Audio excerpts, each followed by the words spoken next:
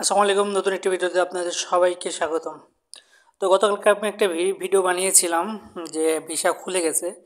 Actually আমি এই গ্রুপে আছি, ফেসবুক গ্রুপ, নাম হলো দুবাই ভিসার সব খবর। তো এখানে আমি 3-4টা দেখলাম, পোস্ট দেখলাম, যেখানে আপনারা লেখা ছিল যে ভিসা খুলে গেছে। তো আমি কমেন্টগুলো যাচাই করলাম, কমেন্টগুলো আপনারাও যাচাই করতে পারেন, না আপনারা এই গ্রুপে ঢুকতে পারেন, ঢুকে যাচাই করতে পারেন।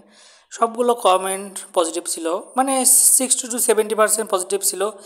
কেউ কেউ বলছিল ভুয়া, কেউ কেউ বলছিল যে না খুলে গেছে।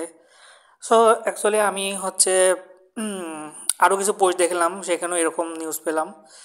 তো এটা নিয়ে আমি কনফিউজ ছিলাম, তো আমি এটা দেখে আমি নিউজটা করছিলাম। তো যদি যদি সত্যি খুলে থাকে তো তাহলে সুসংবাদ, আর যদি না খুলে সেজন্য আমি দুঃখিত থাকবো। তবে আমি মানে যারা বাংলাদেশে যে এজেন্সিগুলো আছে সেগুলো থেকে খোঁজ নিয়েছি। তো আপনার ভিজিট ভিসা কিছুগুলো আছে, সবার জন্য না, বাট যারা মানে হাই প্রোফাইল, যাদের যারা হাই প্রোফাইল মানুষ আছে তারা কিন্তু অলরেডি ভিসা পাচ্ছে। তো এটা কিন্তু মানে রিয়েল ফ্যাক্ট। তো আর ডক্টর মোদিনিও সবার জন্য ভিসার ব্যবস্থা করতেছে, আপনাদের এই জন্য ধৈর্য ধারণ করা লাগবে। আপনারা প্লিজ এখনই কাউকে টাকা দিবেন না। তো ধৈর্য ধারণ করুন, ইনশাল্লাহ দুবাইয়ের ভিসা খুলে যাবে।